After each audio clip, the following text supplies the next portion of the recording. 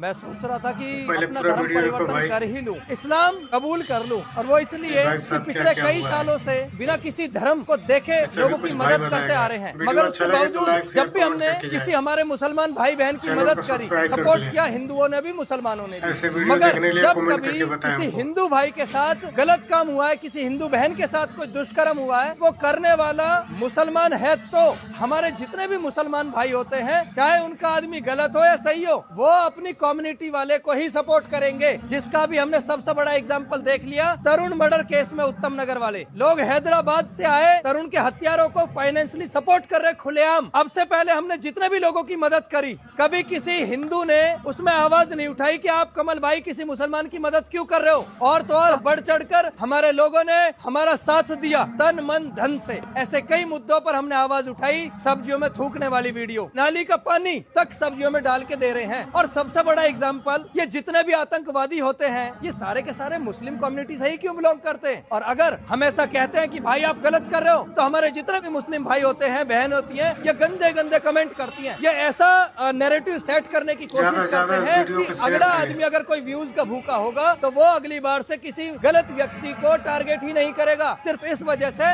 उनके कमेंट्स में हेट आने लगेगी। और ज्यादातर लोग फॉलोअर्स के भूखे हैं, ज्यादातर लोग डरपोक भी हैं। उन्हें यह लगता है कि कहीं इस कम्युनिटी के लोग आपको कहीं पकड़ के छेत ना दे। जितने भी सेक्युलर लोग हैं, आप जाओ मेरे अकाउंट को चेक करो, हमने अब से पहले कितने लोगों की मदद करी, मगर वहां पर हमने कभी किसी का धर्म या जाति नहीं देखी। मगर वहीं जब हम किसी गलत चीज का विरोध करते हैं और वो गलत करने वाला अगर मुस्लिम कम्युनिटी से बिलोंग करता है, तो हमारे सारे मुस्लिम भाई उन्हें क्यों सपोर्ट करते हैं, ये मेरा सवाल है आप सबसे। और अगर मैं भी व्यूज का भूखा होता या फिर मुझे फॉलोवर्स की भूख होती, तो भाई आज मैं ये बात आप सबके सामने छाती ठोक के नहीं कहता। और मैं उन सभी लोगों की आंख खोल देना चाहता हूं जो भाईचारे का परचम लहराते हैं। आप ज्यादातर लोग डरपोक हैं, आप बुजदिल हैं, आपके पिछवाड़े में दम नहीं। आप लोग चाहते हैं कि हम लड़ाई नहीं करेंगे। अरे भाई तुम बैठे रहो शांत बन के, सामने वाले आएंगे तुम्हें लपेट रहे हैं, सीधी सी बात है। ये बात तुमको समझ नहीं आ रही। अभी जो तरुण के साथ हुआ उसके लिए हमारे मुस्लिम भाई बहनों ने क्यों वो रोड पर नहीं आए, मगर वहीं जब इनका एक रिश्तेदार खेमनेई की अगर मौत हो जाती है तो भाई साहब छाती पीटते हैं, ये सर पीट पीट कर रोते हैं। मैं ऐसे सभी भाई बहनों से पूछना चाहता हूँ, भैया कौन सी रिश्तेदारी है आपकी खेमनेई से? अरे इतना तो आप जब भी नहीं रहे जब हमारे पहलगाम में अटैक हुआ। ये दोगलापन आता कहाँ से है आप लोगों के अंदर यार? खाते इस देश का, कुछ तो वफादारी दिखा दो।